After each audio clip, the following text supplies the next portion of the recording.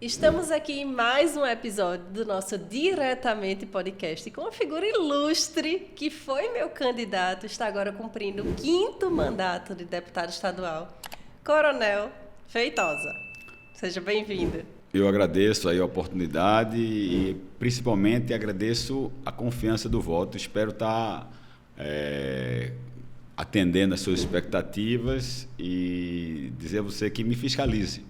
Não só você, como também as pessoas que fazem parte do seu ciclo de amizade, da sua família, porque eu sei a responsabilidade ao receber cada voto em cada eleição.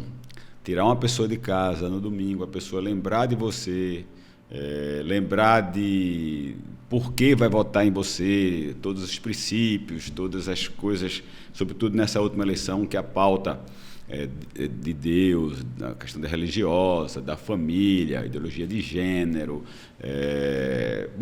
tantas coisas que foram discutidas nessas eleições. Então, todos os dias eu vou dormir fazendo um exame de consciência e uma avaliação de como foi meu dia, como eu me comportei em determinadas pautas, e acordo o que é que eu vou fazer para poder não frustrar a confiança dessas pessoas. Eu quero lhe dizer que, inclusive aqui abertamente, eu não tinha lhe dito isso antes, eu não conhecia pessoalmente, mas desde a última terça-feira até hoje, aqui há 3, 4 dias que eu pude lhe conhecer pessoalmente, eu fiquei impressionada, eu comentei isso aqui há pouco, com o seu respeito à sua educação, a sua preocupação com o horário. Então, isso para mim são qualidades de uma pessoa que tornam ela admirável. O respeito ao outro. Nos pequenos detalhes que a gente consegue observar isso. Então, eu estou ainda mais satisfeita de ter feito o meu voto, de ter dado a minha confiança no senhor. Então, aumenta cada vez mais a minha responsabilidade para procurar honrar até o último dia do nosso mandato. Tenho certeza que sim. Então, vamos lá. Fale um pouco, aqui o nosso podcast tem tanto a parte visual, para quem vai no YouTube, depois se inscrevam, por favor, quanto no Spotify, que é só para quem está ouvindo. Então, para quem está aí só ouvindo a gente, explica um pouco quem é o deputado Coronel Feitosa. Bom, eu sou pernambucano, nasci no Recife, filho de um engenheiro civil, que durante muito tempo trabalhou na Compesa, na Companhia Pernambucana de Saneamento Básico. Na época eu acho que era até Sané, né? Filho de uma doméstica fantástica, que é Dona Helena, minha mãe, que eu tenho um compromisso todas as quartas-feiras almoçar com ela. Ai, Muitas vezes as pessoas me convidam ou tem alguma agenda, aí eu disse, quarta-feira na hora do almoço eu não posso, porque na minha época, eu já estou com 60 anos, né? E na minha época a gente não tinha a liberdade que tem hoje de ir para a casa da namorada, dormir na casa da namorada, ou vice-versa, né? Ver a namorada a hora que quiser. Não, na minha época eu namorava nas quartas-feiras, nas sextas e nos sábados.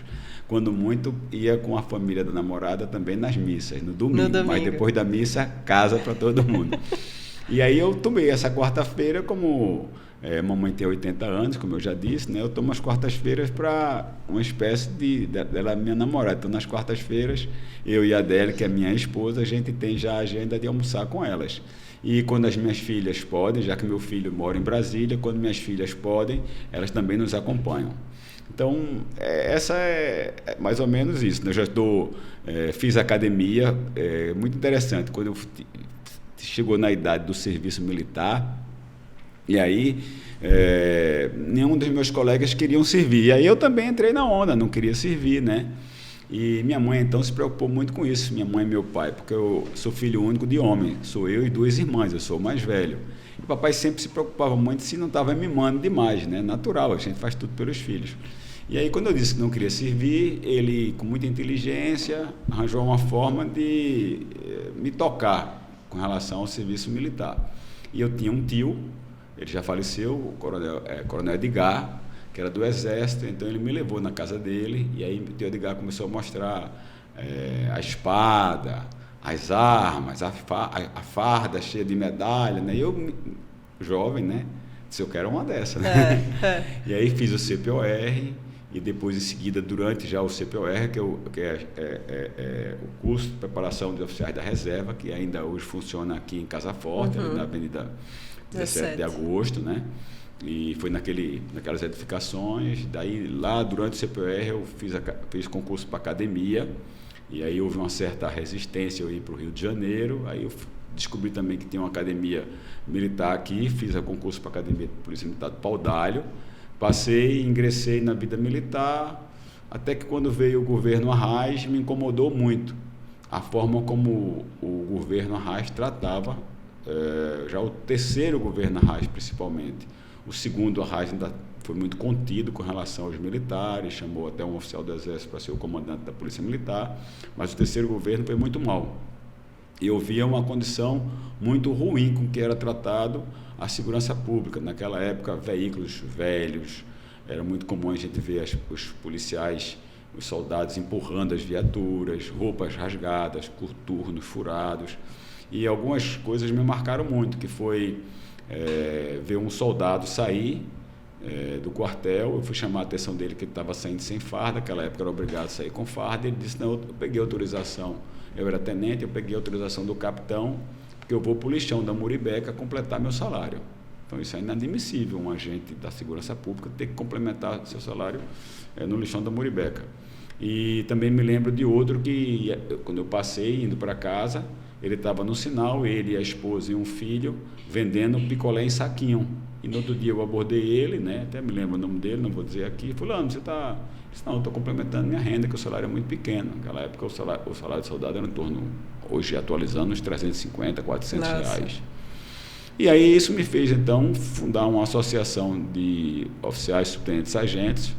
Eu fundei, inicialmente eu fui o vice-presidente, depois eu fui o presidente, e aí assim entrei na vida política e estou aqui até hoje, como você já bem anunciou, estou no meu 5º mandato, e levo isso muito a sério, porque eu entendo que assim como eu saí de casa para fazer um concurso público para ser oficial da Polícia Militar, eu também saí de casa e decidi que ia deixar a carreira militar para fazer uma carreira política. Então eu levo muito a sério, e tanto que meu gabinete está aberto todos os dias, de 8 da manhã até eu atender a última pessoa.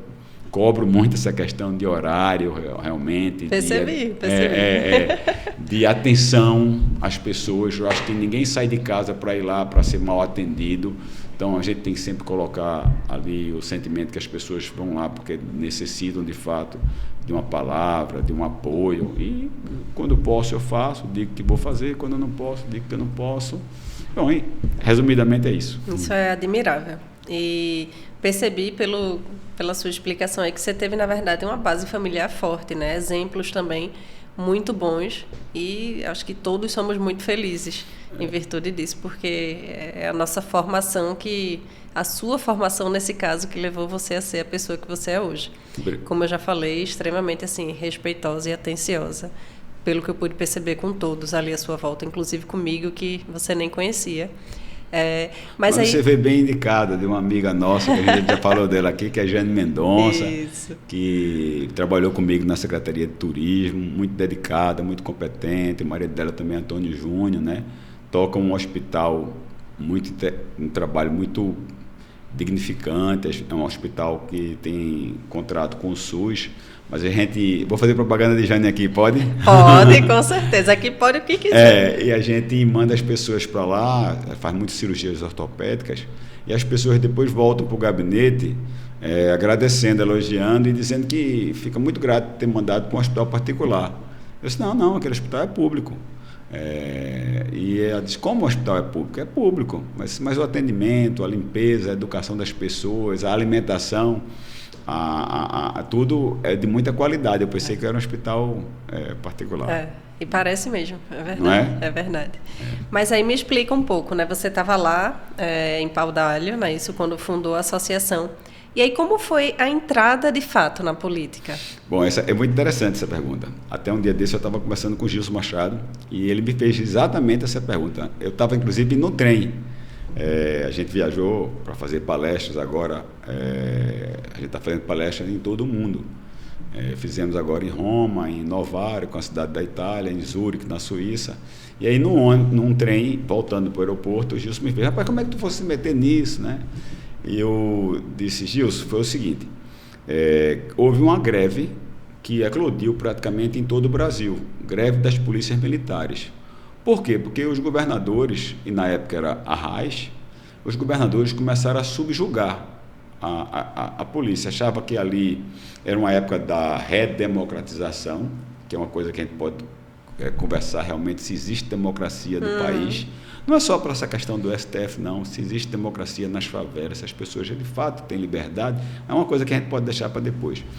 Mas aí era uma época da redemocratização, né? E os governadores então foram eleitos, muitos governadores de esquerda, muitos governadores que tinham sido caçados durante a Revolução, tinham a opressão do regime militar. Então esses governadores voltaram, como o doutor Arraes, e tinham, acho que, um certo ranço, uma certa... estigmatizava as corporações militares e começaram a tratar muito mal. E a consequência disso é que começou a eclodir greve, porque os sindicatos ficaram muito fortes e os soldados iam para as ruas. E os oficiais, quando digo soldados, entendam todos, iam muito para as ruas para poder fazer a contenção do controle de distúrbio.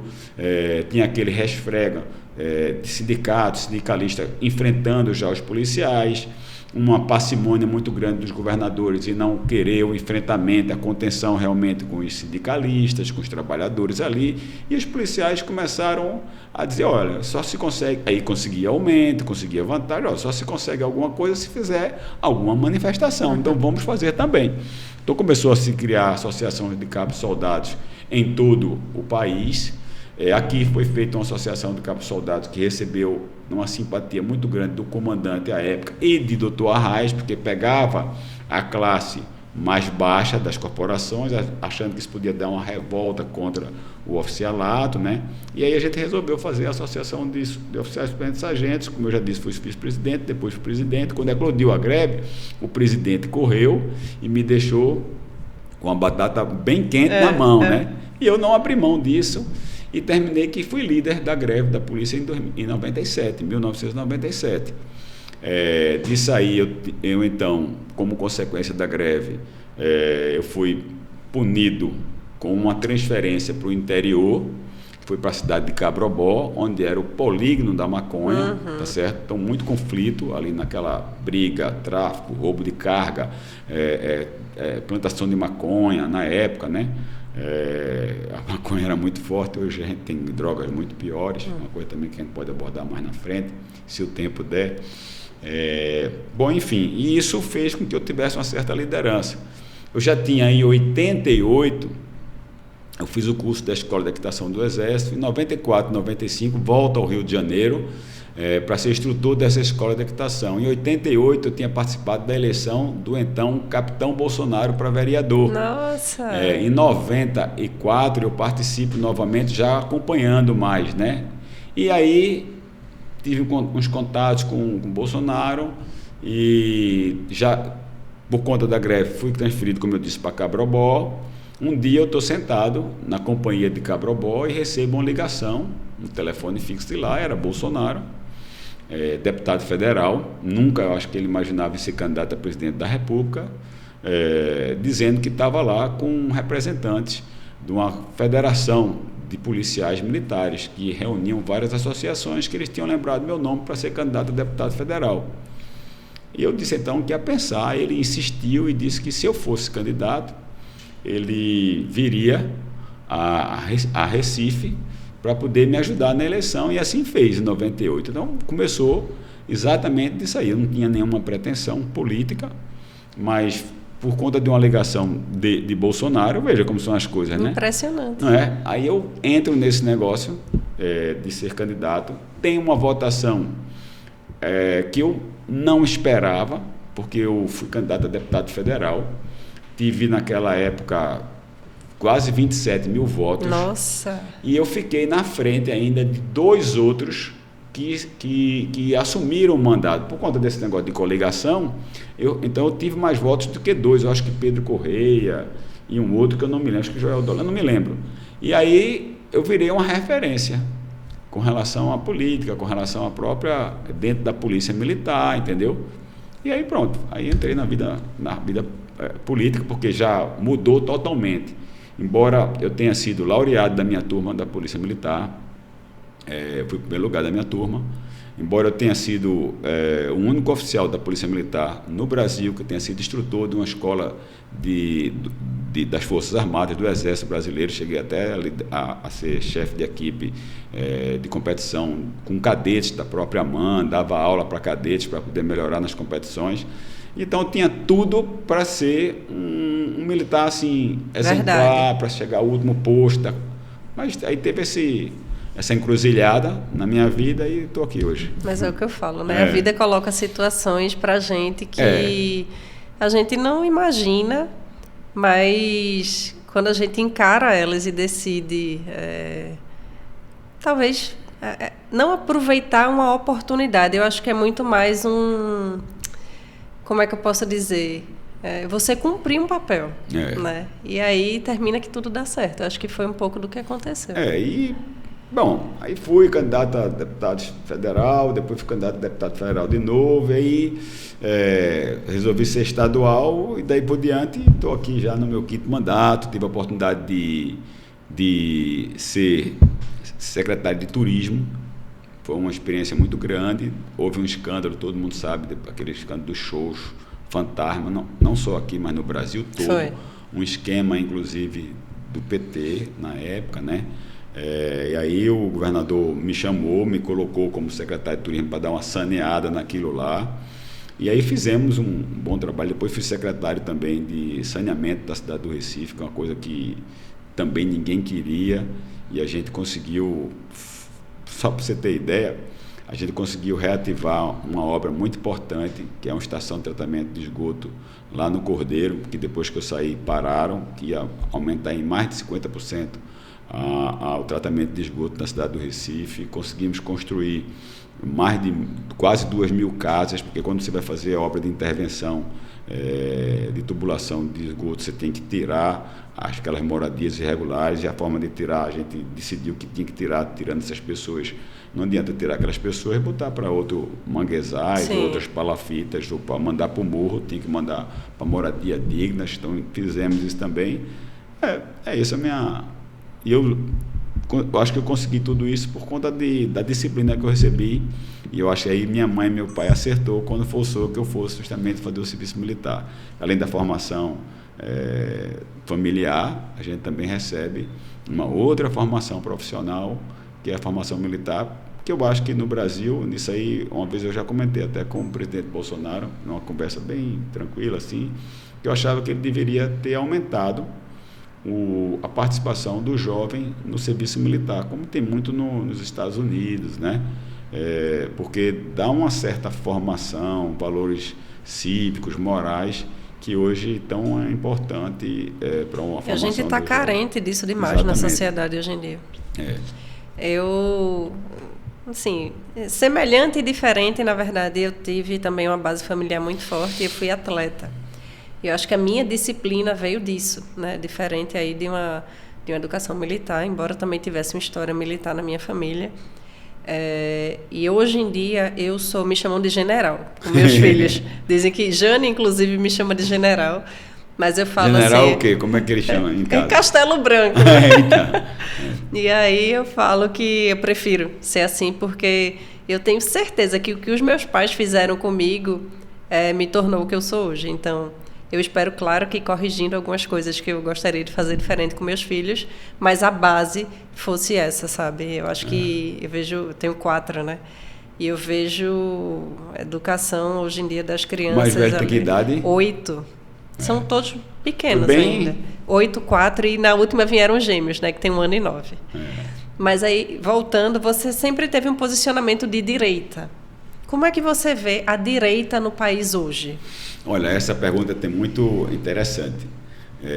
Nós fizemos, como eu já disse, um seminário na Europa agora. Esse seminário não vão parar. Fizemos, como eu já disse, aí em Roma, Novaro e Zurique. Vai haver, eu acho que dia 10 em Lisboa. Aí eu não participo, são outros que vão, né? Desse meu participou eu, o Gilson, o General Pazuello e o Onyx, e agora vai Ana Campanholo, vai o Flávio Bolsonaro, acho que vai a Bia Kiss, vai fazer em Lisboa e Madrid, enfim. Por que eu estou dizendo isso? Porque foi a palestra do Onyx.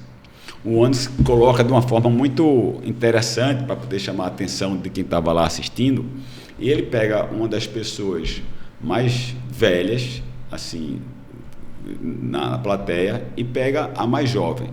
E Inovaram foi a que mais me marcou, porque tinha uma criança, acho que com seus 8, 9 anos, da idade até do seu mais velho. E ele disse, está vendo essa aqui, com o mais velho, né? O bem estruturado, esse aqui é a esquerda. Está vendo essa aqui, com a criança? Essa aqui é a direita. Ele tem 50 anos de organização. Ele tem 50 anos de experiência política. Isso aí. Nós somos essa criança, nós estamos começando. Então, é exatamente isso que eu quero, assim, rapidamente, para quem está nos assistindo, nos ouvindo, dizer que essa é a avaliação que eu faço da direita.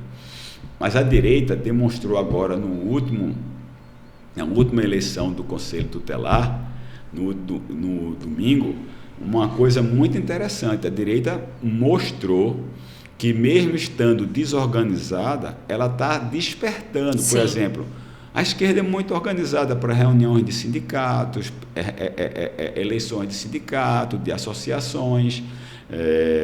A gente viveu uma experiência agora no estado de Pernambuco com a eleição do Conselho de Medicina, onde os médicos tentaram se organizar, mas não foram se organizar o suficientemente o necessário, porque aí vem aqueles engembramentos, artifícios jurídicos de impedir registro de chapa, de dificultar a livre concorrência. Mas com o Conselho Tutelar não foi assim. E o que é que aconteceu? Em todo o Brasil, 70% dos conselheiros tutelares que se elegeram foram da direita. Eu vi. Foi uma 50% evangélico. Por que a reação? Porque a pauta ideológica, liberação das drogas, aborto, ideologia de gênero, começou a tocar as famílias. Exatamente. Nós somos essencialmente de direita, não é? Se você for conversar com alguém de esquerda, e eu de vez em quando provoco ela, você tem fé? Tenho. Você quer que seu filho seja... você não pode escolher se ele vai ser homossexual ou não, mas você quer que ele tenha esse tipo de abordagem feito por uma professora transexual na escola sem você participar desse debate? Não. Você é a favor de que seu filho ou seu neto use droga? Não. Então você é de direita. Entendeu? O que é que a gente precisa fazer? A gente precisa ter esse diálogo, chegar nessas pessoas. Isso. Entendeu? Lógico, vai ter 25% ali da população que é Lula, que pensa igual a eles, né? Que são o que eles... E outra, é uma adoração, a pessoa não quer ouvir nada, né? Cega, é uma seita quase. Então, é isso. Eu acho que a direita é uma criança ainda, que está em formação, que precisa se organizar e que teve uma pessoa que despertou. E que essa pessoa, nós já falamos dela e vamos falar muito dela agora, que foi o presidente Bolsonaro. Sim, sem dúvida. Que teve a coragem de enfrentar, de fazer o antipetismo, de se mostrar como direita. Você pergunta, se você é de direita, talvez pela minha formação, se eu sou temente a Deus, né? Se eu tenho fé, se eu tenho uma religião, tá? Se eu sou extremamente, eu digo isso às minhas famílias, minhas filhas e meu filho. Lógico, quando eu vejo um vídeo de Mateus, já sou avô, eu fico louco querendo ir para Brasília para poder estar com o Mateus. Então, eu digo a eles, eu podia parar, eu já sou aposentado, já consegui, de alguma forma, ter o mínimo para poder eu e a dela e a gente sair viajando, a gente ter uma casa em Gravatal, ter uma casa na praia, ou ter um bom apartamento aqui, ficar só vendo filme e fazendo viagem, bom, enfim, ter um carro popular mais confortável. Não precisaria estar fazendo o que eu faço hoje. E tudo que eu faço por quê? Porque eu quero dar uma condição melhor para meus filhos e dar uma condição melhor de vida para que eles possam viver numa sociedade melhor, né? Se eu sou patriota, lógico, eu adoro, acredito no Brasil, sofro todo dia quando eu vejo o que aconteceu no Rio de Janeiro, Sofro todo dia com o que a gente vê acontecer com a redução dos índices de qualidade de vida, de ver as pessoas cada vez menos, tendo menos oportunidade, menos liberdade, menos segurança. Eu sofro porque eu vejo um país que tem, como Bolsonaro diz, ninguém tem o que nós temos, mas eles têm lá fora porque se organizaram. Então, e a liberdade, né? Porque até a gente pode entrar nesse negócio. E achei, será que a gente tem liberdade de fato? Nós não temos liberdade. Não. Liberdade não é poder falar mal, que hoje a gente nem pode muito. Não pode. Não é só poder falar mal do presidente da República, do ministro, ou falar mal do juiz, do desembargador, ou do ministro. Não, isso não é a liberdade. Não é você poder ter liberdade de escolha do presidente. Não, liberdade é a liberdade primária. Será que o cara que vive na favela hoje, ele tem liberdade? A gente que mora nos bairros melhores, será que a gente tem liberdade de andar na rua com uma coisa que a gente pode conquistar com o nosso trabalho? A gente pode botar um relógio, pode botar um brinco e andar na rua? Não pode nem caminhar num parque hoje. Então, a gente não tem liberdade. Então, por isso que eu sou de direita, e Bolsonaro teve a coragem, contrariando todos e tudo, de ir para a rua com essa pauta, e aí levou algumas pessoas, num primeiro momento, a dizer, opa, eu me identifico aqui. Isso. Né? E que isso foi tão forte que foi preciso se fazer tantas coisas que a gente está vendo, ao ponto de oprimir, porque a grande maioria dos brasileiros, eu acredito que são de direita. Eu concordo com você completamente. Eu acho que o Brasil é um país rico em diversos sentidos, mas as pessoas são muito pacíficas. Então, a esquerda se aproveitou disso em décadas de organização, em tudo, na educação, né, na política. Eles se infiltraram em todos os âmbitos na sociedade. E a direita, mesmo tendo sua convicção formada, são pessoas pacíficas, então elas estão ali. E elas, de certa forma, aceitaram, até por não acreditar que a gente chegaria, talvez, ao ponto que a gente está hoje. Principalmente com as narrativas, né? Exatamente. Pegaram um cínico, quanto mais um mentiroso perfeito sobre a sua essência. É um artista. Um artista, que é Lula, que mesmo com o advento das redes sociais, ele vai numa reunião na Rússia, diz um negócio, vai nos Estados Unidos de outro totalmente diferente, vai na ONU, mente, e eles veem isso, todo mundo vê isso, e ele diz, é tudo uma questão de narrativa, ao ponto dele dizer que na Venezuela, né, o Maduro precisa construir uma narrativa para poder continuar no poder lá. Então, isso que é lamentável e contamina principalmente o pobre. E continuando um pouco, eu estava falando aqui antes de a gente começar, né, o senhor não tinha chegado ainda. Que... Senhor é fogo, isso. Já disse que eu tenho 60, mas... Eu quis ser respeitosa. Você não tinha chegado ainda. E eu sou uma pessoa que eu não saio à noite. Meu marido sofreu um assalto há vários anos atrás. Ele tem uma bala alojada no peito até hoje. Isso era incomum, não é? Era. Mas isso está chegando em todo canto. Não, deixa eu lhe contar o que aconteceu. Primeiro turno das eleições... nós dois, eu e meu marido, votamos em um lugar muito próximo da nossa residência e decidimos ir andando. E eu falei, eu vou levar as crianças. Ali na época das eleições agora do último ano, eu abri abertamente, assim, no Instagram da minha loja, inclusive, meu posicionamento político, que eu como pessoa já fazia isso, mas eu decidi, como eu tinha um público muito maior na minha loja, levar para ali. E eu disse, não, eu vou levar as crianças porque eu estava indo em um evento levando eles, inclusive, porque os eventos da direita, para quem não sabe, podem ir tranquilamente, porque as pessoas são educadas, as pessoas ajudam. Vinha que eu estava ali com 4 crianças, Esté, que produtora, foi comigo em um desses eventos. Então, a minha filhinha, bebezinha, saiu ali, inclusive, numa propaganda, dançando ali a musiquinha. E eu disse, eu vou levar os meninos todos de verde e amarelo. E meu marido falou, não concordo, é perigoso, tá todo mundo muito louco com isso. Eu disse, não, eu vou sozinha. E eu fui com os 4, ele não foi. No segundo turno, ele disse, tá bom, vamos todos juntos. E a gente foi. Andando, eram 2 quadras da nossa residência. Quando eu estava quase na esquina do colégio onde eu ia votar, vieram 2 bandidos, porque nenhum outro termo pode ser usado para isso. Vieram 2 bandidos em uma moto, pararam, colocaram a arma na perna da minha filha de 7 meses, na época. Imagina. Puxaram o escapulário que o meu marido estava, e começaram a pedir o celular dele. Eles, em momento nenhum, olharam para mim, que eu era mulher. Então, eu, graças a Deus, em momentos assim de estresse, eu consigo raciocinar. Eu afastei minhas filhas com a babá que estava conosco, dei o meu filho para ela, fui até o meu marido, tirei a minha bebê do colo dele, porque quando o meu marido começou a dizer, não vou dar o celular, não vou dar o celular. E aí ele falou, tu tá armado, boy, tu tá armado. E eu pensei, vai matar ele, porque se imaginar que ele tá armado, vai matar.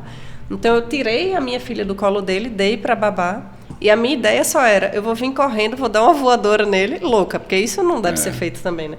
Vou dar uma voadora nele para derrubar, e aí meu marido corre com outra para a gente se virar aqui. E aí quando eu vim, a calçada estava cheia, era em Casa Forte. Casa Forte é um bairro vermelho, digamos assim. Tinha um pessoal escorado no carro do lado tomando cerveja e olhando, todos com blusa de Lula. E aí veio um carro que viu a cena, o carro entrou assim meio que subindo a calçada, gritou, eles se assustaram, o cara quase caiu da moto, enfim, foram embora. E aí eu fiquei assim, primeiro eu fiquei muito revoltada com tudo aquilo, depois eu fiquei chocada, preocupada com o que poderia ter acontecido. E eu já não era uma pessoa muito de sair à noite. Hoje em dia eu não consigo sair à noite. Foi dessa vez que alvejaram seu marido com tiro? Não. Ah, não foi? Foi já uns anos antes, assim. Então, mas veja, esse trauma que você viveu, imagine como tá. Acho que sua mais velha percebe muito bem isso. Ela não conseguia dormir. A minha filha, de 4 anos, inclusive, a gente faz um revezamento, são muitas crianças ali, né, para ir para a escola, então tem dia que meu pai leva, minha irmã leva, eu pego, enfim. E aí, meu pai, ele parava na porta do prédio.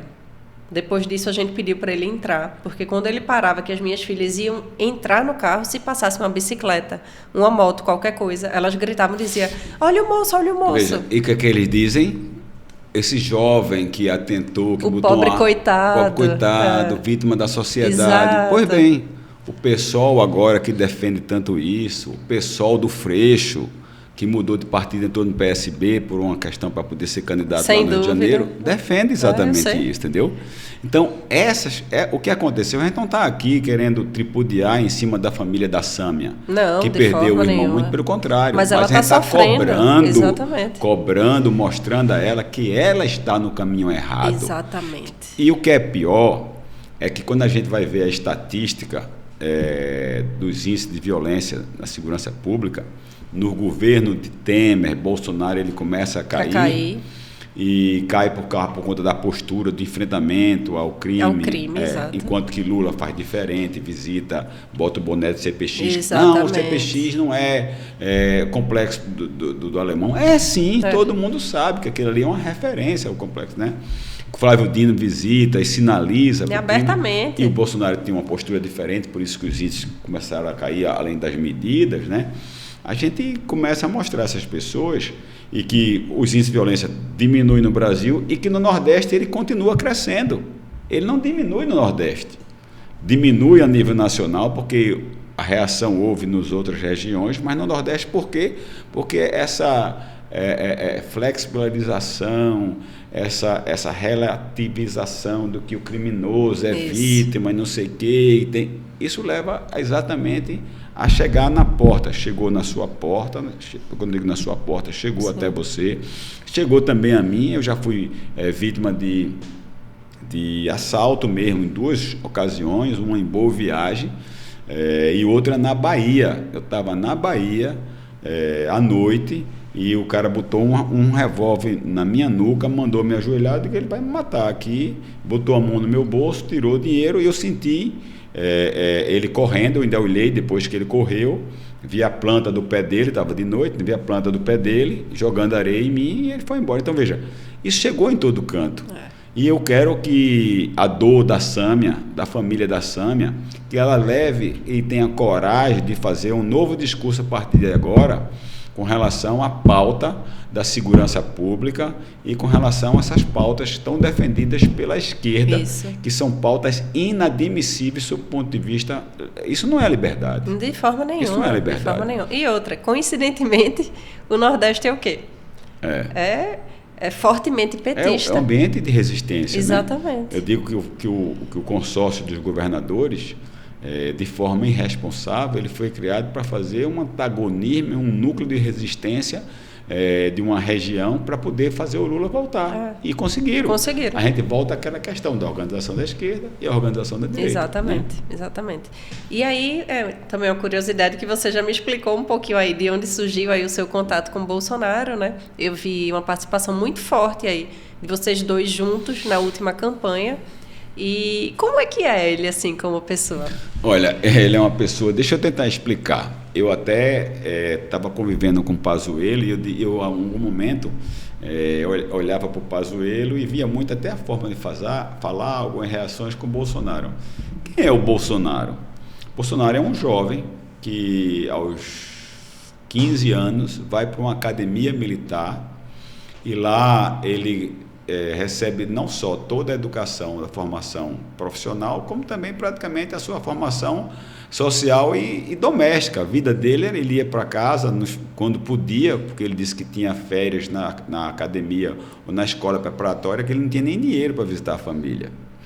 Então ele é um cara extremamente rígido sob o ponto de vista da sua formação, é um homem extremamente simples, tá? É um homem extremamente solidário, porque a gente aprende na caserna a ser solidário com o companheiro, até porque o companheiro é uma preparação que é subliminar, o colega lá pode salvar a sua vida, pode socorrer você se você ficar ferido. Então a gente aprende isso de maneira direta e de maneira subliminar. Ele é assim, ele é uma pessoa... desprovido de vaidade, você vê pela maneira dele se vestir. A gente viaja com ele, vê, até foi feita uma postagem, ele tem aquela mochila, que é uma mochila de paraquedismo, ele leva tudo ali, eu não sei como é que ele consegue levar tudo ali, pasta de dente, sabonete, não sei nem se ele leva, né? Essas coisas, não tem ainda a liberdade de abrir aquilo ali, a gente brinca com ele, né? Ele não se preocupa, come a mesma coisa, você vê, veja Lula viaja, gastando vai para milhões, vai para hotel 5 estrelas, quer um avião maior para ter uma cama, Bolsonaro fica sentado junto com todo mundo, conversando, brincando, se hospeda em quartel, se hospeda nas embaixadas, vai para a rua para comer, se alimenta muito mal, assim, muito mal do seu ponto de vista, não tem aquela de fibra, não sei o quê, não é um cara de tomar vinhos caros, acho que ele nem sabe o que é isso, entendeu? E esse é o Bolsonaro. Aí a última passagem que a gente teve com ele, assim, que me marcou muito, de tantas coisas que a gente vê dele, né?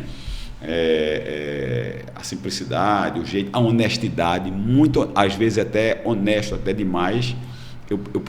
As pessoas às vezes falam, tu nem parece que é militar, tu é muito polido na forma de responder as coisas, carinhoso no trato. Ele não, ele é rude com aquilo tudo, mas é um cara extremamente amoroso, carinhoso, mas não, por exemplo, eu vi ele dar um abraço no Flávio numa oportunidade, e o Flávio deu um beijo nele, ele ficou todo travado com aquilo ali, entendeu? Mas a lágrima desceu do olho, entendeu?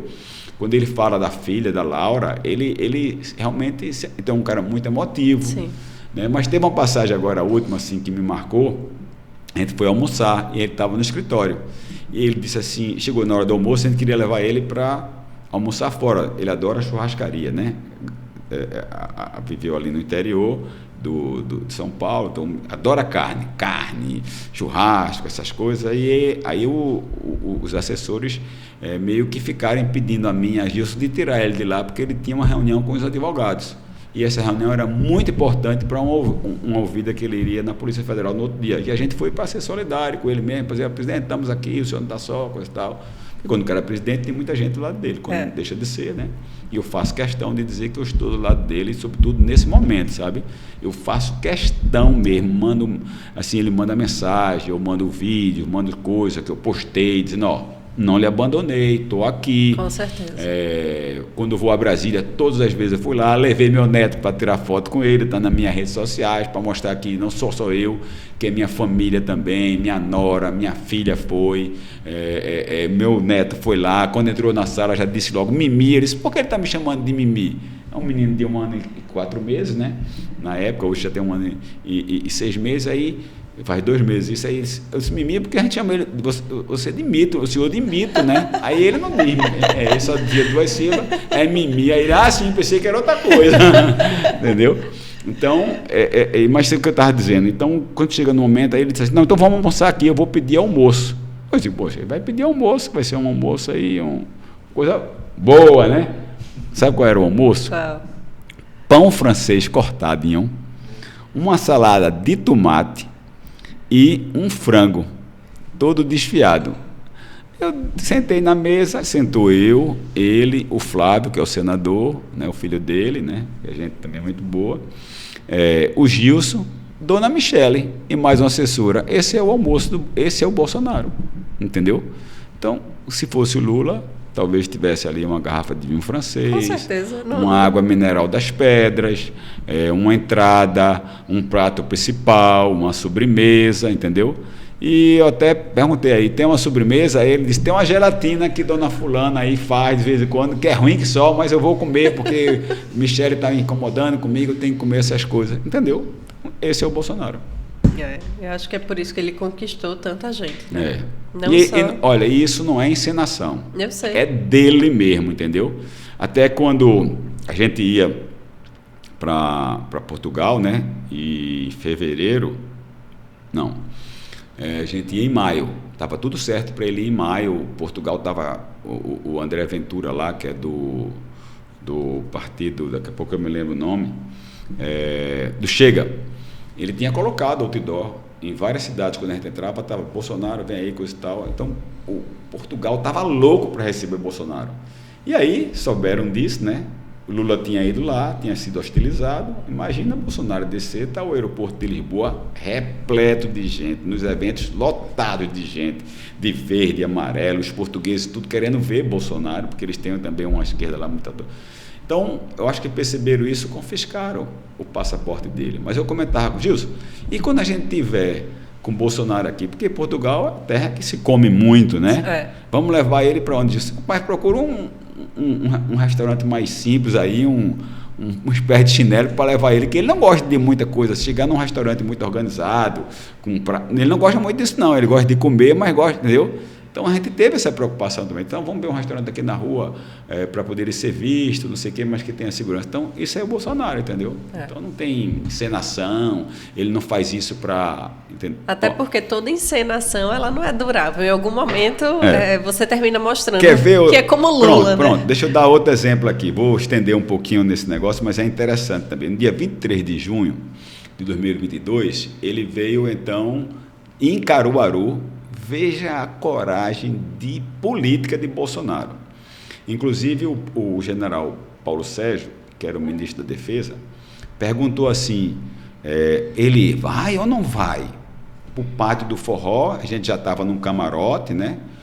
Quando ele chegou no camarote, o camarote meio escuro, eu vi que ele ficou meio preocupado, porque ele sofreu um atentado, ele tem medo disso. Sim, ele sofre consequências disso aí até ele hoje. Chamou o Paulo Sérgio, disse, isso aqui está muito escuro, não sei o que, não sei o que lá. Aí o pessoal botou um segurança do lado de fora, e ele ficou meio num canto assim da parede, e a gente ficou avaliando se ele ia ou se ele não ia para ali, para o pátio se apresentar, porque podia sair uma estrondosa vaia. Logo quando a gente chegou, tinha umas vaias de um camarote, que é outras coisas. Bolsonaro não é homofóbico. Eu sei que não. Ele não é, mas aí tem um camarote de pessoal LGBTQIA+, aí tem umas vaias por lá. Você pensa que ele vai para o sentido contrário? Não, ele vai lá cumprimentar as pessoas. E quebra essas pessoas, assim, quebra o seu ponto de vista político, né? Um até não estendeu a mão para ele, disse, não, fica à vontade. Mas o outro disse, não, rapaz, a gente foi, aí passou, um outro começou a tirar foto, ele quebrou aquilo ali, foi para o camarote, e depois, então, vai para frente do pátio do forró, no palco, o pátio lotado, e ele é aplaudido. Imagine, Lula faz isso? Ele tem medo, né? Vai ser chamado de quê? Né? Então, não vou nem dizer aqui... Eu digo de ladrão. De ladrão, né? Pronto, Mas podiam cancelar teu podcast, mas já que você disse... Não é meu, ninguém cancela. Lula, ladrão, seu lugar é na prisão, ia rolar isso, né? Bom, mas antes, eu quero chegar, antes disso, o Bolsonaro desembarca, cerca de umas 14 horas, está chuviscando lá em Caruaru, ele vai para a motociata, vai em cima de um carro, para de chuviscar, e aí ele sobe na moto, faz toda a motociata. Quando termina a motociata, era uma quinta-feira, dia 23 de junho de 2000, era uma quinta-feira, que era o dia da live. E aí, então, ele vai para o hotel, né, para fazer a live. Eu imaginei que ele ia para um hotel, que antes ia jantar, que antes ia tomar um banho, trocar de roupa, e para depois fazer a live, porque ele ainda tinha que ir ao pátio de eventos, e se o teto, se fosse possível, ele ia de helicóptero para Campina Grande, que ia ter uma atividade no outro dia, uma motociata, coisa e tal. Bom, esse era o normal. E eu achei, a gente molhado, sujo de lama, que a moto joga, né? Aquele negócio todo, a gente acompanhando ele. Quando ele chega no hotel, ele diz, agora ele vai para o aposento, vai para uma suíte. Não, ele vai direto para o auditório, todo melado. Ele pega um único banheiro que tinha nesse auditório, ele entra no banheiro, pega a toalha do banheiro, molha ali, toma aquele banho de pia. De gato, A bota estava toda suja. Ele pega a única toalha que tinha, limpa a bota, passa na roupa, não sei o que lá, se ajeita para fazer o podcast. E, poxa, ele não vai tomar um banho, não? Aí eu sou o próximo aí no banheiro. Eu disse, poxa, presidente. Fiquei sem toalha. Ele disse, tem papel aí, te vira. Eu com o tênis todo molhado. Aí faço uma coisa que até ele brincou depois. Que eu pego o tênis, a gente aprende isso no quartel. A gente pega jornal, o papel, bota para poder botar em cima, porque não só esquenta, como também enxuga, né? A bota dele estava molhada, nem isso ele fez. Ele senta. Eu digo, poxa, ele não vai ter... Com fome, eu já estava com fome. Lógico. Não vai ter o jantar, não? Aí daqui a pouco ele disse, traz aí o jantar. Eu digo, agora vai ter um jantar legal. Sabe qual foi o jantar? Pastel com Coca-Cola. Ele comeu pastel com Coca-Cola. Todo mundo que estava lá, eu, Gilson, Anderson, seguranças, todo mundo comeram pastel com Coca-Cola. Ele fez o podcast. Entramos para ver o jogo do Palmeiras, ele viu que o Palmeiras não ia bem, colocou a culpa na gente, dizendo que a gente deu azar, o time, né, que ele torce pelo Palmeiras, entrou no carro e foi para esse é o Bolsonaro. Se você lembrar de mim, eu gostaria muito de poder apertar a mão dele, sou uma grande admiradora. Então já deixo aqui. Ele estava para vir no dia 28, para a filiação de Gilson, para que Gilson assumisse a pré-candidatura, eu acho, né? Ao diretório do Recife, essas coisas. Ele estava para vir dia 28. Mas dia 28 tem uma agenda do PL Mulher com Dona Michele, e eu não me lembro qual é a cidade. É alguma cidade do Centro-Oeste. E aí ele cancelou e deve acontecer em novembro. Quando você vê essas notícias, me liga, o Papau, para quem você achar ficar mais à vontade, que eu vou fazer esse contato de você, para você tirar uma foto com ele. Se você tivesse falado antes, a gente tinha feito com Dona Michele já quando ela veio. E eu fui lá no evento, me filiei ao PL, inclusive. Pronto, conseguiu tirar foto com ela, que ela ficou. Não consegui. Ela ficou até o limite que ela tinha para poder ir para o aeroporto. Viu como era a simplicidade, né? Demais. Ela ficou até o limite de ir para o aeroporto, tirando foto. Aí teve uma hora que ela teve que parar, porque ela tinha que se deslocar, senão perdia o voo. Faz voo de carreira normal. Né? Lula não voa de voo normal. Os dois. Jamais. Ele, quando chega no avião, ele está ali sujeito a levar vai, a levar aplauso. E não leva, né? Não leva, pelo contrário. Não sei como ele tem paciência, né? E as pessoas, porque às vezes você quer ler alguma coisa, você quer cochilar, mas não, as pessoas do lado dele toda hora tirando foto, né? Então, isso para mim, eu acho que é o que mais alimenta ele. Como foi o evento agora em Fortaleza, milhões de pessoas, ali tinha mais de 1 milhão de pessoas na rua. Muita gente. Né? Então é isso. Então vamos lá. E aí, a gente sofreu aí essa tristeza de o PT voltar aí à presidência da República, né? E aí, em 9 meses de governo, a gente já pôde ver... Paulo Guedes merecia um estátua, eu já falei isso aqui, né? De tudo que Paulo Guedes conseguiu fazer no curto espaço de tempo ali que ele teve, já foi tudo por água abaixo, né? E, além disso, além da posição do déficit econômico que a gente já vê aí, dos gastos absurdos que a gente vê o governo fazendo, a gente vê todas essas defesas de pautas, como você bem já disse aí. E, recentemente, a gente viu o quê?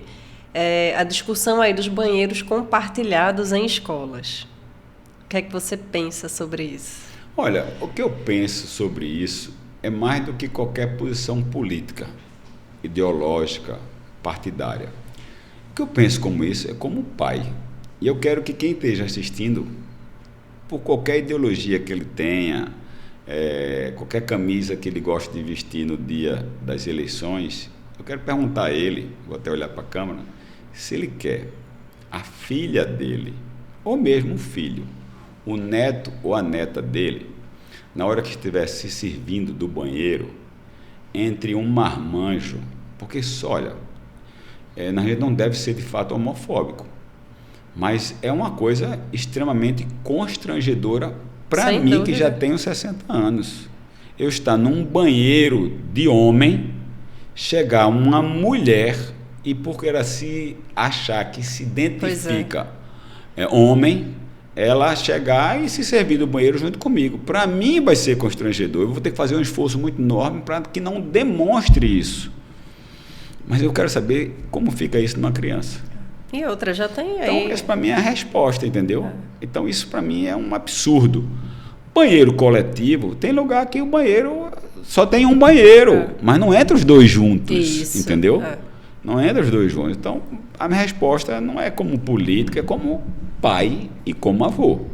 E eu espero que quem esteja nos assistindo aí também faça essa, se é isso que você quer para o seu filho e o seu neto. Leve em consideração os casos onde isso já existe. Nos Estados Unidos, por exemplo, tem diversas histórias de meninos se identificando como meninas, começaram a usar o banheiro feminino e se aproveitaram disso para estuprar meninas ali no banheiro da escola. Claro.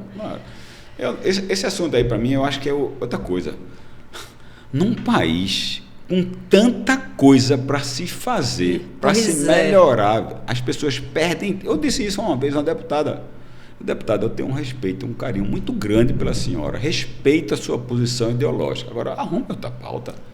A gente está aqui falando de desemprego, de jovens que estão morrendo por falta de oportunidade, está sendo mão de obra do crime organizado, de pessoas que estão perdendo a sua oportunidade de vida, de mães que estão chorando por filhos estarem num caminho das drogas. A senhora vem discutir esse assunto aqui, perder tempo para fazer audiência pública para negócio de banheiro, arrume outra coisa. Aí ela ficou assim... Bom. Mas sabe o que eu acho que é? Que hoje em dia quem defende todas as minorias, né, que a gente vê aí, quem defende isso termina sendo querido, fofo.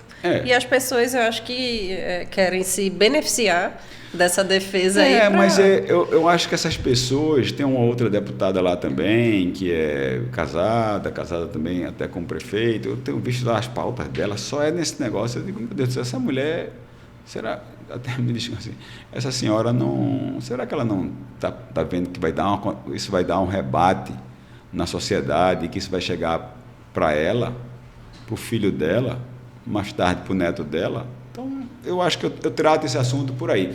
Olha que eu faço um negócio com minhas filhas, sabe? E com meu filho. Às vezes eu tenho alguma coisa para voltar. Por exemplo, na legislatura passada, a gente foi decidir se era a favor ou contra o professor poder tratar de temas de política na escola. E entrava também essa política de ideologia de gênero, coisa e tal, né? E aí eu marquei um almoço, Felipe já sabia qual era a posição dele.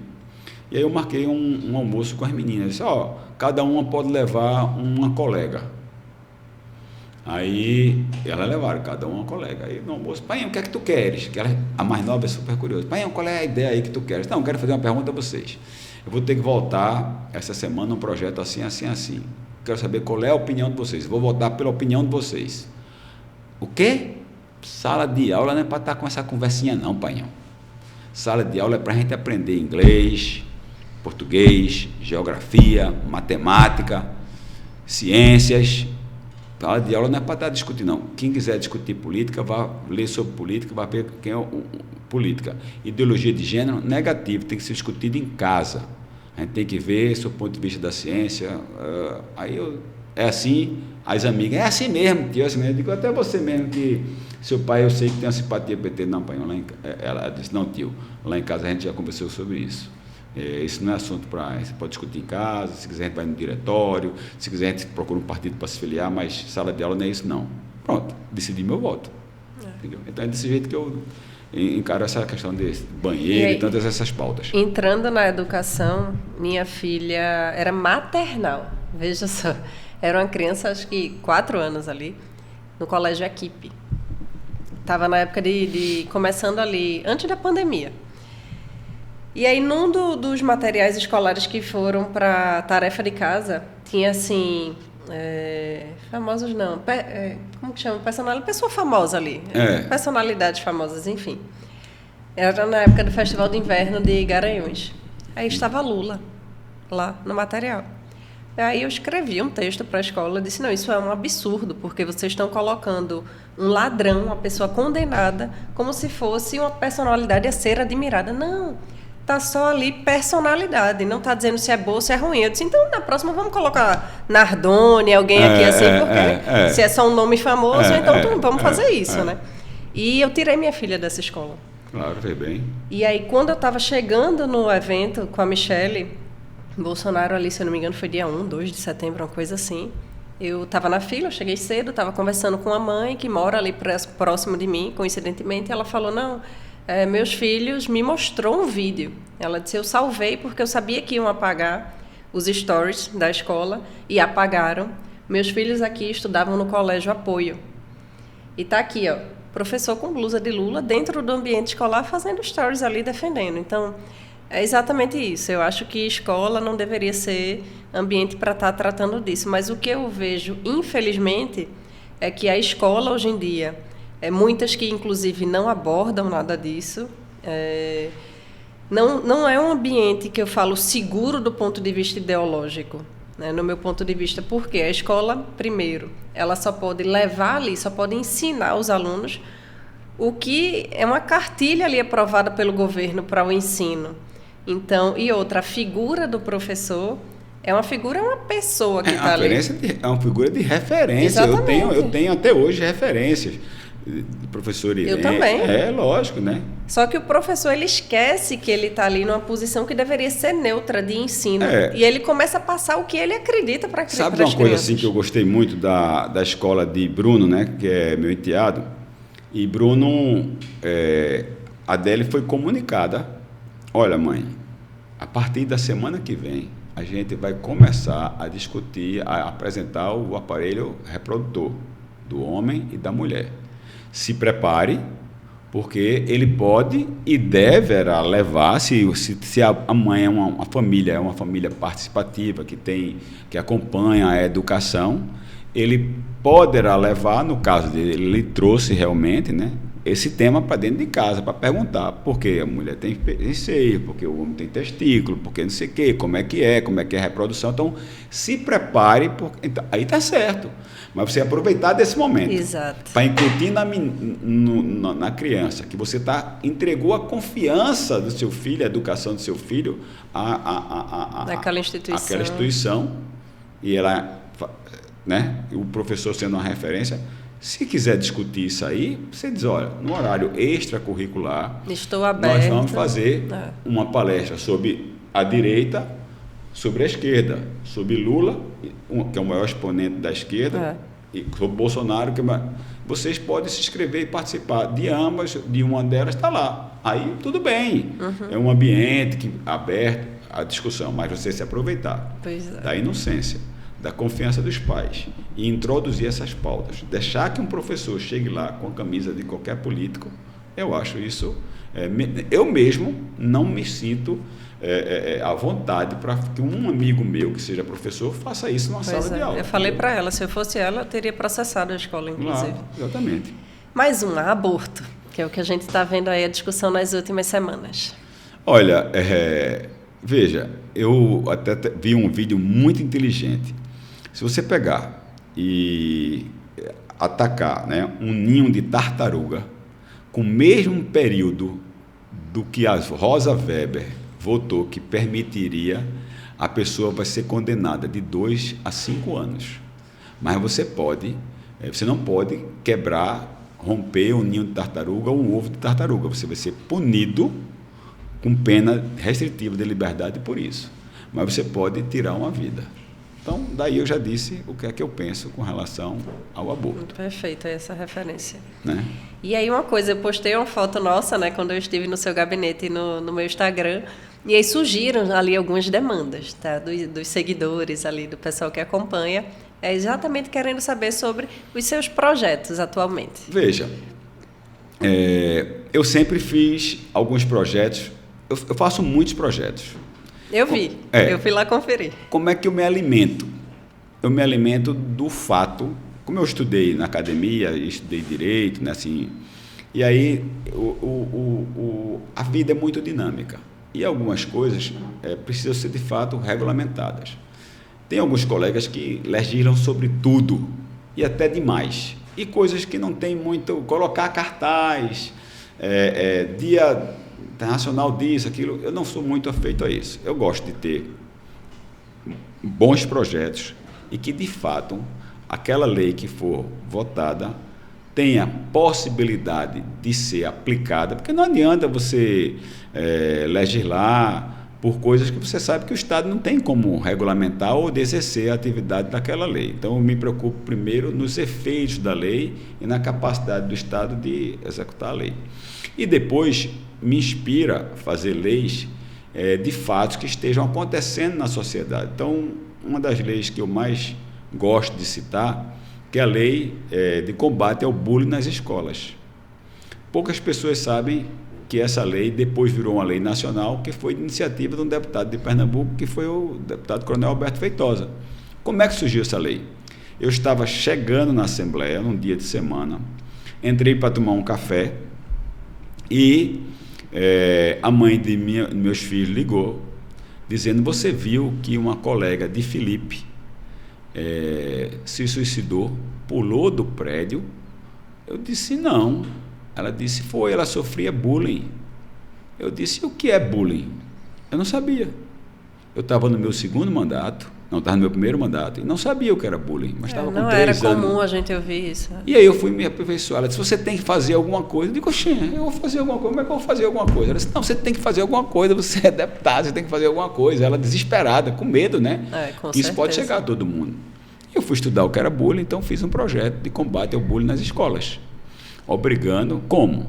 É punindo? Não acho que é punindo. Você vai punir uma criança, né? Uma relação ali. Então, como é que funciona a lei? Então, eu obriguei a todas as escolas do estado de Pernambuco a discutir a questão do bullying, seja através de palestras, seja através de feiras. E eu achei super interessante que eu cheguei numa cidade de Calumbi, acho que as pessoas que estão vendo aqui nem sabem, né? Uma cidade pequenininha do sertão do Pajeú, próximo ali entre Serra Talhada e Triunfo, cidade bem pequenininha, até de um amigo meu, nasceu lá, o Dr. João Alexandre, já falecido, muito amigo, que eu cheguei lá para fazer uma visita. E a filha do cara que eu fui visitar, João Mocó, também já faleceu, né? Era diabético. Ela disse assim: olha, hoje a gente vai executar uma tarefa da sua lei. Aí eu que leio, do bullying. A gente está fazendo uma encenação teatral na escola em Calumbi, uma escola pública, com crianças, para a gente dizer que não deve fazer o bullying. Então, isso era e outra coisa era obrigando o corpo de professores e funcionários ao identificar qualquer manifestação, qualquer prática de bullying, e informar imediatamente a diretoria, e a diretoria acionar os pais. E se os pais não adotarem providência, buscar o conselho tutelar, ou aí eu poder, a polícia judiciária, que é a delegacia. Então, essa é uma lei que eu coloco como muito importante, sem porque dúvida. tem muito a ver tudo isso que nós estamos falando aqui, tá? A homofobia, a questão, né? Bom, aceitar as diferenças. Sim. Né? Outra lei também que mais recente, eu estava vendo televisão e fui surpreendido com aquela imagem do médico que era anestesista e tinha colocado o órgão genital dele na boca, né, fazendo sexo oral, Sim. com uma senhora que estava dando à luz e que ele era o responsável, tinha anestesiado, ele dava uma dose muito maior para poder praticar isso. E por uma reação das enfermeiras lá, filmaram e denunciaram ele. Aí eu fiz outra lei também, dizendo que a mulher, no estado de Pernambuco, ela fosse participar de qualquer consulta ou cirurgia médica, da mais simples à mais complexa, ela tinha direito a um acompanhante, que ela escolhesse, o marido, a irmã, o companheiro, a companheira, enfim. Então, são assim, projetos que... que mais que eu fiz? Sim, tem um que eu acho muito interessante, que até vou cobrar, vou lembrar a minha assessoria para poder fazer um documento da governadora cobrando se ela está aplicando isso. Como é que você vai conter o consumo de droga? Houve um concurso para a Polícia Militar no estado aqui do Nordeste, eu vou medir para não magoar o pessoal do estado, que 72% dos jovens que fizeram o exame toxicológico, que tinham sido aprovados na primeira fase, tinham usado droga. Uau. Concurso para oficial da Polícia Militar. Chocante. Chocante, não é? Aí eu tenho que fazer alguma coisa. O que é que eu fiz? Eu fiz uma lei obrigando que toda pessoa que vai tomar posse como funcionário público, seja ele concursado ou terceirizado, tenha que apresentar no ato da posse o exame toxicológico. Por quê? Porque você vai atingir o jovem.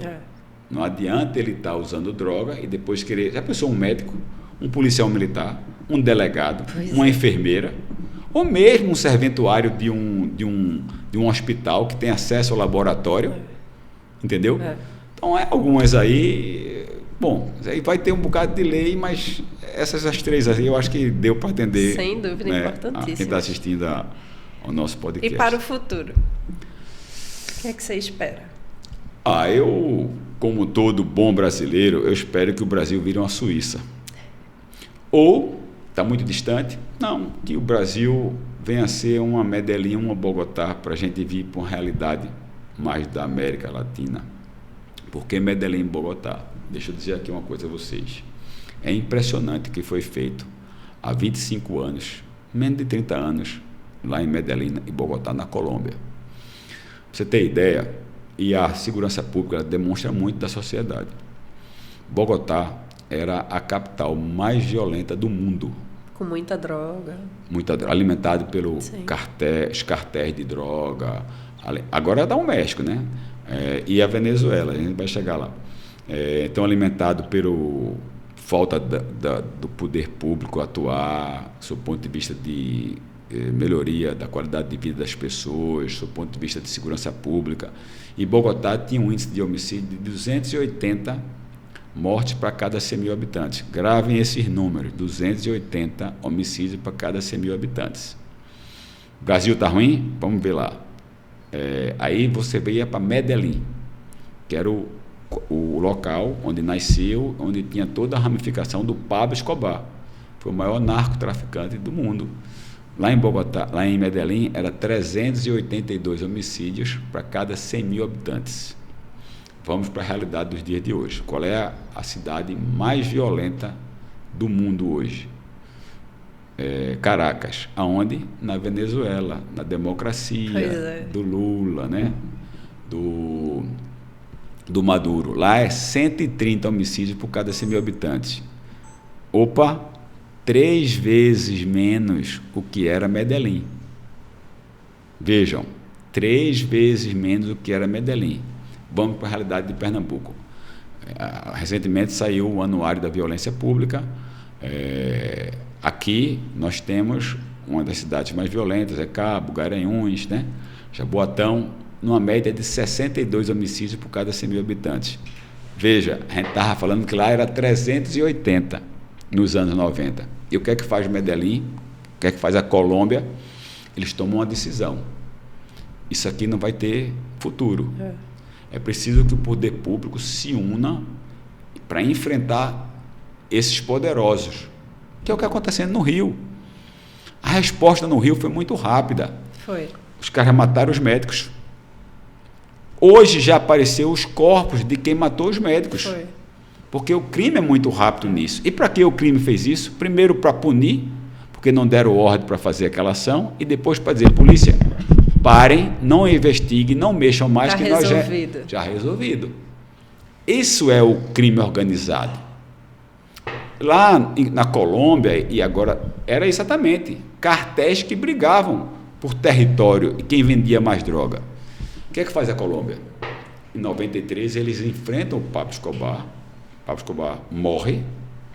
Em 95, então, eles prendem o maior cartel, que era o cartel de Cali, prende todos os 14, 13 estão em presídios, um está em prisão domiciliar por questão de saúde, 5 do cartel faz acordo e delas são premiadas, estão presos ou em situação de custódia nos Estados Unidos. E quais são os índices de violência hoje de Bogotá? Quais? 11 homicídios para cada 100 mil habitantes. Caramba. Medellín, 13 para cada 100 mil habitantes. Eu visitei lá a Comuna 13, que era a comuna, esse número 13 parece que gosta, número, né? péssimo número. Parece que gosta dessas coisas, né? A Comuna 13, que era a comuna onde atuava o Pablo Escobar. Esse lugar hoje está nas minhas redes sociais. Depois, quem quiser ver aí, essa comuna hoje é a comuna mais visitada, é o ponto turístico mais visitado da Colômbia. Essa comuna hoje é uma comuna. Você não acha que nossos morros do Rio ou aqui, Casa Amarela, é muito grande? É muito pequeno. A gente pega um teleférico e para poder vencer essa comuna, leva uns 3 quilômetros de teleférico. Caramba. Morro, muita gente. Mais de 1 milhão de pessoas numa comunidade dessa. Pois todas as casas têm água potável, você toma água da torneira 24 horas. Impressionante. Saneamento básico, luz elétrica e gás encanado. As pessoas sobem em determinadas áreas de escada rolante ou chega de teleférico.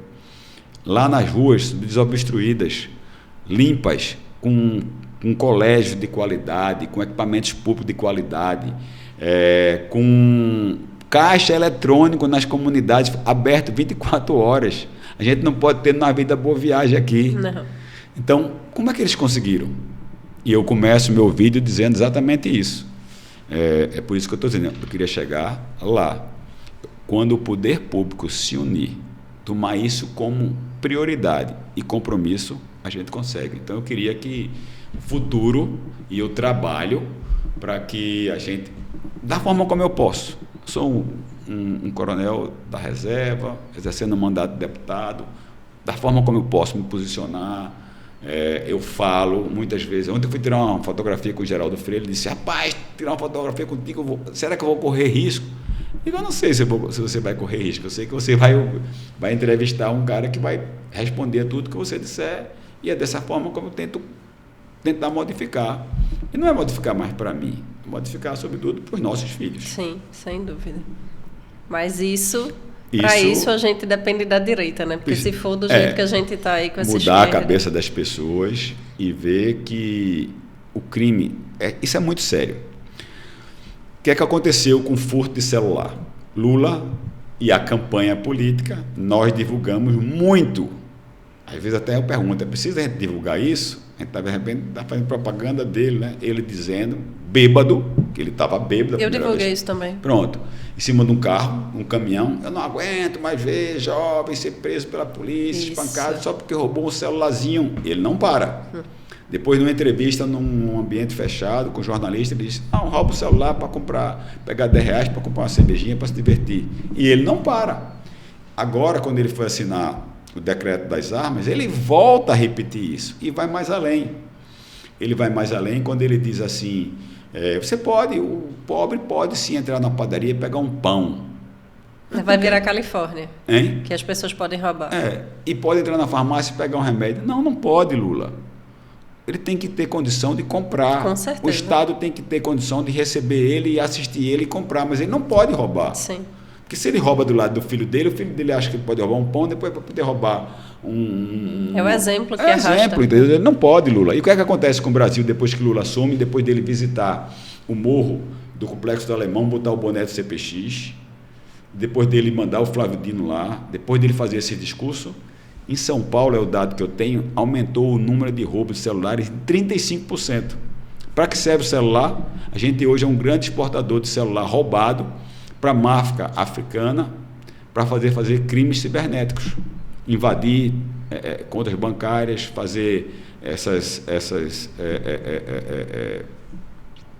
essas pegadinhas que faz, né? Pedindo dinheiro. É isso que é o Brasil. Todos os indicadores de violência dispararam no Brasil. Dispararam. Por quê?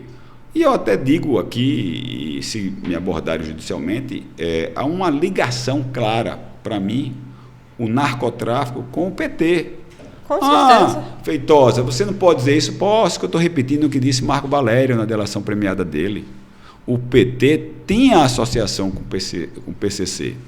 E isso a conta não para, porque se parar ele vai ser judicializado pelo crime, entendeu? Então, é preciso a gente colocar isso para as pessoas, e as pessoas verem que a gente tem que virar a chave, mudar de lado. Se a gente quiser um Brasil melhor, não vai ser com Lula, que está derretendo aí a economia, que levou no mês de agosto 13 quedas seguidas na Bolsa. A Bolsa é negócio de rico. Não. A Bolsa interfere diretamente na vida do pobre. Exatamente. Porque é evasão de divisa. Quando um cara pega o dinheiro dele, tira dinheiro daqui 13 dias seguidos e bota lá fora, não vem investimento, não tem emprego para o seu filho, não abre mais loja, não abre mais indústria, entendeu? Então a gente está vendo derreter do ponto de vista econômico, como você disse, uma medalha para Paulo Guedes. Ainda bem que a gente tem no Banco Central o Campos Neto, que tem segurado, senão né? já tinha degringolado tudo. A gente tem uma pauta ética extremamente sendo atingida. Agora mesmo, porque a Queiroga posta um vídeo onde o PSOL está entregue lá um departamento do Ministério da Saúde fazendo apologia, mostrando o corpo. Então, é ridículo. Infelizmente, a gente tem que trabalhar nesse sentido e que possa o Bolsonaro, não vamos personificar, personalizar, tem que ser o Bolsonaro? Não, mas que seja alguém de direita. Sim. Que possa fazer esse enfrentamento econômico, que possa, de fato, parar de mentir, parar de enganar e possa fazer com que a vida da gente seja um pouquinho melhor e possa fazer o que fez a Colômbia e que possa fazer o que a gente vê acontecendo na Europa e quem sabe a gente ser uma Suíça um dia. Tomara.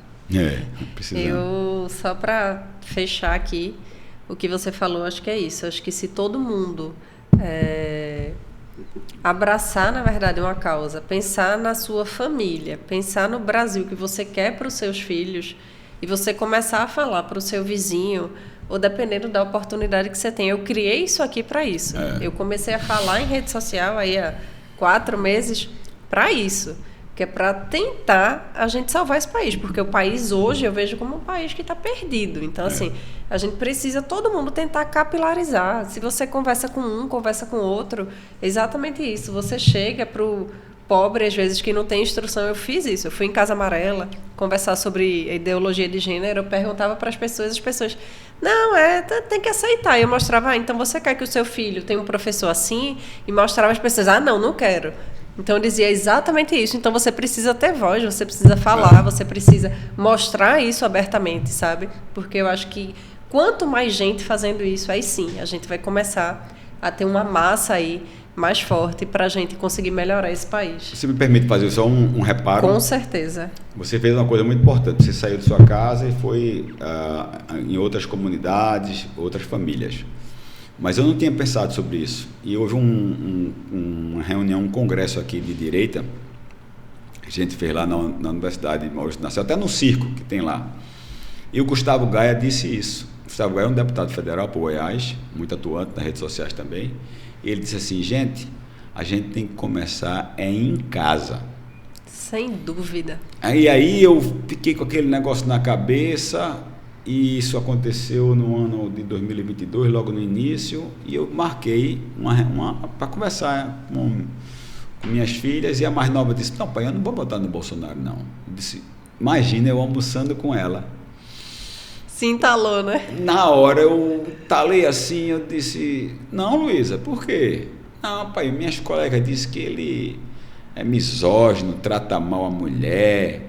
E ele aí começou a dizer, sabe, algumas coisas. Eu disse, Luísa, quando o Bolsonaro se elegeu, a primeira coisa que ele fez quando foi anunciado, quem foi a pessoa que ele botou para falar? Você já viu Lula, Temer, Fernando Henrique fazer isso? E ele fez isso, mas não fez. Você sabia que Bolsonaro foi o cara que mais fez leis em favor da mulher, 71 até então? E foi, pai, eu digo, foi. Leital, sabia que ele deu... Aí comecei, sabe? Eu disse, mas o voto você decide. E aí, Gustavo Gaia, na hora eu disse, Gustavo Gaia tem razão. Eu estou falando muito para fora e pouco para dentro. Tanto que eu estou com esse problema agora, ela é o primeiro voto dela. Eu tive vontade de esganar, né? Dar uma puxa-banda de orelha. Nunca toquei nelas. Você não vai votar, vai ficar trancado em casa. Nunca toquei nelas. Aí, não, até um dia desse, eu era muito nova, as duas cheguei, estavam as duas brigando. Parecia dois gatos, assim. Quando eu entrei, eu dei uma palmada em cada uma, botei elas abraçadas, fui tomar banho. Quando eu voltei, estavam elas abraçadas. Quem esqueci elas abraçadas? E elas até hoje lembram. Dizem, tu lembra disso? Quando a gente faz com amor, né? É. Aí, bom, eu disse, eu tenho que começar a fazer o papel que o Gustavo Gaia disse em casa. E aí comecei até que um dia, e meu nome é Alberto Jorge Nascimento Feitosa, e a mais nova, ela é muito irônica, quando ela quer me contestar, quando ela quer, ela me chama de Alberto Jorge, né? Alberto Jorge, você está atrasado, Alberto Jorge, você deixou de fazer isso, sabe? Eu já sei quando ela coloca Alberto Jorge, ela já vem com alguma... Aí quando eu comecei a conversar e puxei no assunto político, ela disse, Alberto Jorge, fique tranquilo, eu vou votar em Bolsonaro, eu e todas as minhas amigas, você me convenceu, entendeu? Então é isso, a gente tem que começar a fazer. Exatamente. Eu tenho certeza que você já faz. Faço, sem dúvida, eu faço. Mas que inspire Sim. a quem está nos assistindo, tá certo? Que quer que um Brasil melhor, fazer. Que quer um Brasil mais produtivo, um Brasil mais justo, um Brasil com mais liberdade, com as pessoas com direito de poder trabalhar, bom, enfim, tudo que nós falamos aqui, que comece em casa, que pratique a religião, se não gosta do padre, se não gosta do pastor, troque, faça, mas é preciso que a gente, que ore em casa, que se ajoelhe em casa, que reze antes de dormir. Eu aprendi a fazer isso, né? Eu também, muito cedo. Em casa, então, enfim, que veja esses valores e pense no futuro, nas novas gerações. Você tenha a capacidade de discernir, se você quer ser homem, se você quer ser mulher, se você quer ter um companheiro, uma companheira, dependendo, mas que você tome a sua decisão, tá certo? No momento que, mas não interfira na criança, deixe chegar para ela o conhecimento suficiente como você teve, entendeu? Para que ela faça, não fique fazendo isso, né? Eu tenho amigos que são homossexuais, respeito, convivo, sento na mesa com eles, dialogo, mas é diferente. Muito diferente. E ele mesmo diz assim, eu não gosto desse tipo de coisa, isso é agressivo, isso não sou eu. Não é para isso você fazer uma manifestação, o cara pegar e introduzir uma cruz no ânus, urinar na imagem de Jesus Cristo. Não colocar é isso. Crianças ali no meio dele. E não é isso, você não precisa estar se expondo com trejeitos agressivos, se pegando na frente de bar e restaurante. Nem eu faço isso com minha esposa, não fazia nem com minhas namoradas, né? Na época que estão mais aflorando ali os hormônios, ninguém faz isso. Então, pensa em tudo isso, que a gente precisa ter um Brasil realmente como a gente vê que é possível. Outros lugares fizeram, porque a gente não pode, né? Perfeito. Muito obrigada pela oportunidade. Eu que agradeço.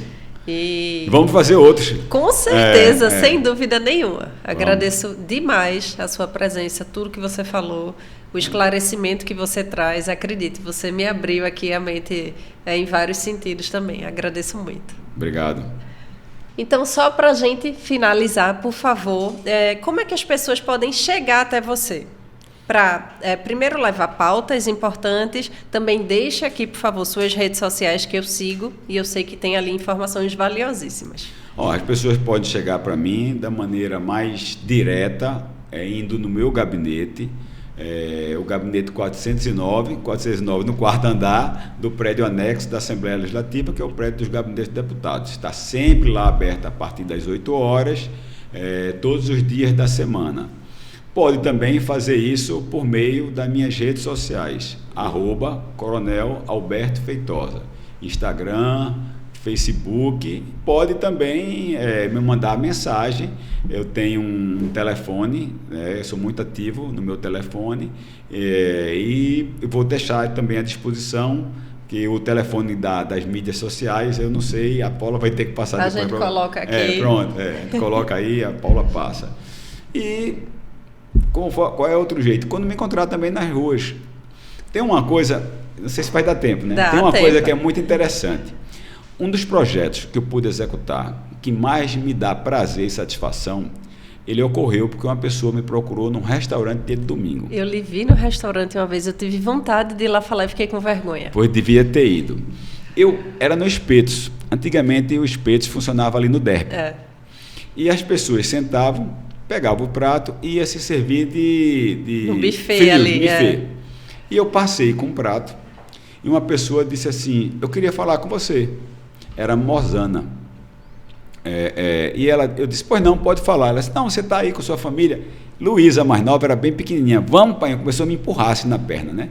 Aí eu fui, que as meninas, não é que elas tenham ciúme, mas até uma coisa muito engraçada. Elas escreveram uma vez assim, a professora pediu para escrever, quem é Luísa, quem é Beatriz? Eu escrevi, né?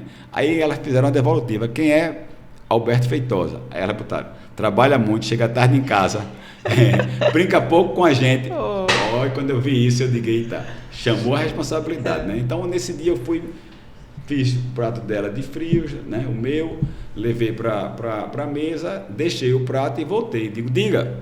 Ela disse, eu já tentei várias vezes fazer um projeto para que ela é cadeirante, ela foi vítima de um assalto.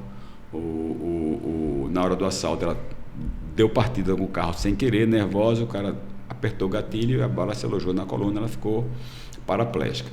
Aí ela disse, eu sou cadeirante, ele mostrou, né? Estava na cadeira de roda, assim, e eu queria fazer um projeto Praia Sem Barreiras. Você sabia que os deficientes físicos têm mais vontade de tomar um banho de praia do que visitar o Cristo Redentor, que é o ponto turístico mais visitado? Ela disse, não, me dê seu cartão. Eu disse, ela disse, eu não tenho um cartão, você pode anotar meu telefone? Eu disse, não, anote o meu. Ela anotou e nós fizemos. Se você for lá em Boa Viagem, você vai ver ainda o projeto Praia Sem Barreira, que oportuniza as pessoas a tomarem banho de praia. Idosos, e nós implantamos isso em Noronha, em Olinda, em Boa Viagem, enfim, até eu quis implantar até num banho nas águas de São Francisco, lá em Petrolândia. Surgiu assim. Então as pessoas podem também, quando me encontrar, tá certo? Trocar um telefone, eu passo o telefone de Maria para agendar, enfim, as pessoas podem ter contato comigo dessa forma. E eu gosto, porque é uma oportunidade que a gente não pode perder. Mas está aí, @Coronel Alberto Feitosa. Vou deixar também aqui meu Instagram, @Daniela Castelo Branco, TikTok, @Dani.Castelo e aqui o Diretamente Podcast para vocês no YouTube também, Dani Castelo Branco. E peço aí às pessoas de direita, seguidores do Coronel Feitosa, por favor, se inscrevam aqui e participem das minhas redes sociais, também trazendo temas valiosos e pessoas também, citando nomes que a gente possa convidar para vir aqui conversar.